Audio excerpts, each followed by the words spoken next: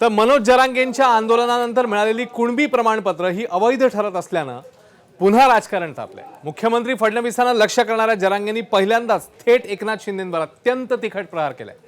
3 वर्षांमध्ये पहिल्यांदाच आपण एकनाथ शिंदेंचं नाव घेतोय। शिंदेंवरचा गद्दारीचा डाग आम्ही पुसणार होतो, मात्र आमच्यावर उद्धव ठाकरे बरे म्हणण्याची वेळ येऊ देऊ नका असा विखारी वार जरांगेंनी केलाय। तर शिंदेंचे 15 ते 20 आमदार पाडण्याचा इशाराही जरांगेंनी दिला। 2029च्या निवडणुकीत मोठा बदला घेण्याचा इशारा जरांगेंनी आता दिलाय। जात पडताळणी समितीचं कामकाज सुप्रीम कोर्टाच्या नियमानुसार चालतं, यामध्ये राज्य सरकार हस्तक्षेप करत नसल्याचं फडणवीसांनी स्पष्ट केलंय। त्यामुळे रागाने पेटून उठलेल्या जरांगेंना पुन्हा एकदा आता थोपवण्याचं आव्हान सरकारसमोर आहे। असे छक्के पंजे खेळताल असं मला कधीच अपेक्षा नव्हती शिंदे साहेब तुमच्याकडून, कारण आम्ही मराठीच्या पोरांनी तेवढ्या खस्ता खाल्ल्या तुमचे लोक निवडून आणताना। आम्ही थोडं बी लक्ष दिलं नसतं ना, तुमचे लोकच निघले नसते। तुमचा गद्दारीचा डाग पोसाला आम्ही मराठी आहेत। आमच्यावर ही वेळ येऊ देऊ नका उद्धव ठाकरे बारा म्हणायची, ती उद्धव ठाकरे साहेब बारा म्हणायची वेळ येऊ देऊ नका, कारण का आम्ही तेवढं रक्त झिजलंय। 1 रुपया घेतलेला नाही तुमचा, 1 रुपया। तुम्ही मराठ्याचं आयुष्य बर्बाद करणार तर शिंदे साहेबांचे मी इतके शिटा पाडणार की शिंदे साहेबाला आयुष्यात पश्चाताप आला नसतं। पैसे नोटा नाही चलत साहेब, मोदी साहेबांनी लोकसभेला लई नोटा चालल्यात लोकाला, काहीच वाकडं नाही झालं मराठ्याचं। मी झोपून टाकीन तुमचे सगळे। शिंदे साहेब तुम्हाला याच्यासाठी नाही ते गादीवर बसला, तुम्हाला आता वाटत असन आता निवडून आलोत काय गुतलंय, असं नसतं ते, असं नसतं ते। ती बाप उतरायची ताकद आहे मायात। ठीक आहे, एखादी गलती मराठ्याकडून झाली असेल तुम्हाला निवडून द्यायची, पण पुढे आणखी 2029ला आमच्याच हातात येत तुम्ही। आम्ही एवढा मोठा बदला घेऊ तुमचा की तुमच्या आयुष्यातही तुम्ही कधी बघितलं नसेल की कांड्यावर मोजणे इतके सुद्धा लोक युती सरकारचे निवडून आले नाहीत। कारण तुम्ही जर आमच्या नरडीचा आता पोरांचा वोट घेणार असला तर मी काय गप्प बसायला तयार नाही। तर जरांगेंनी हल्लाबोल केल्यानंतर एकनाथ शिंदेंचं नेमकं काय म्हणणं आहे, त्यांनी काय प्रतिक्रिया दिली आहे बघूया। जे मंत्री उदय सामंत मनोज जरांगे पाटील यांच्याशी त्यांनी चर्चा केली। मला उदय सामंत यांचा फोन आला होता आणि त्यांनी सांगितलं की मी जेव्हा मुख्यमंत्री होतो त्यावेळेस मराठा समाजासाठी 10% आरक्षणाचा निर्णय आपण घेतला। कुणबी प्रमाणपत्र मिळत नव्हती, ती मिळू लागली।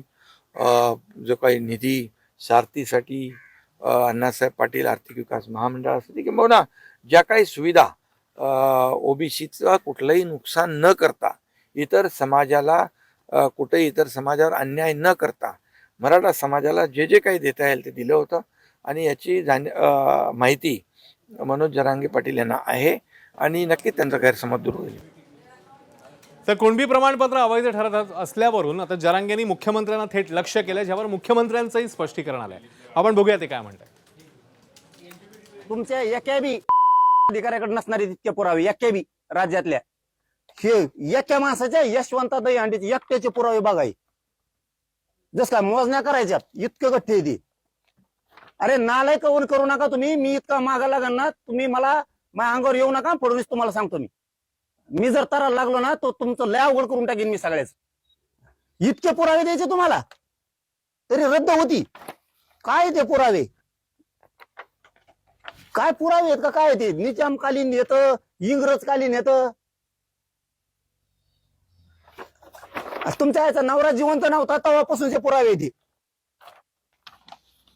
काय पुरावे ते? कोण अधिकार देत तुम्हाला मराठींचा वाटोळा करायचा? प्रमाणपत्र जेव्हा जात पडताळणी समितीकडे जातात त्यावेळी या जात पडताळणी समिती पूर्णपणे सर्वोच्च न्यायालयाच्या निर्णयाच्या अंतर्गत काम करत आहेत। राज्य सरकारचं त्याच्यामध्ये कुठलीही दखलंदाजी नाही। मी आपल्याला सांगू शकतो की मोठ्या प्रमाणात वेगवेगळे जे काही त्यांच्याकडे प्रमाणपत्र येतात त्यामध्ये 10-12% रिजेक्शन हा रेट आहेच। म्हणजे नॉन कुणबी देखील ओबीसीचे जे प्रमाणपत्र त्यांच्याकडे येतात त्यातले 10%, कधीकधी तर काही क्षेत्रात 25% देखील कागदपत्राची पूर्तता न झाल्यामुळे ते रिजेक्ट होतात।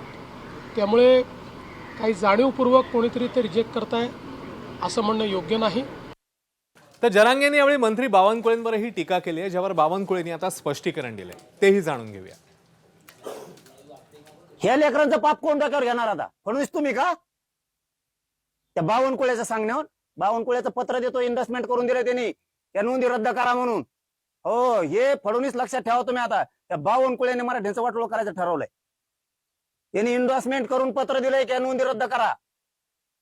तुमचे निवडून नाही आले म्हणून तुमच्या निवडणुकीसाठी माझ्या मराठी लोक मारणार तुम्ही?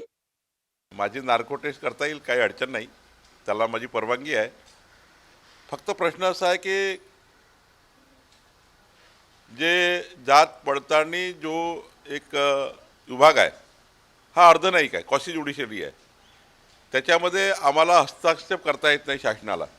म्हणजे जात पडताळणी निर्णय दिला तो काय अंतिम निर्णय नसतो, त्याला उच्च न्यायालयाची मुभा आहे. त्यामुळं जर असं वाटतं कुणाला की बाबा आमचा अन्याय झालेला आहे, जात पडताळणी त्या ठिकाणी आम्हाला काही न्याय दिला नाही, तर उच्च न्यायालयात जाऊन त्याच्यावर तात्काळ आपल्याला स्टे आणता येतो किंवा तात्काळ त्याच्यामध्ये अपील करता येतं.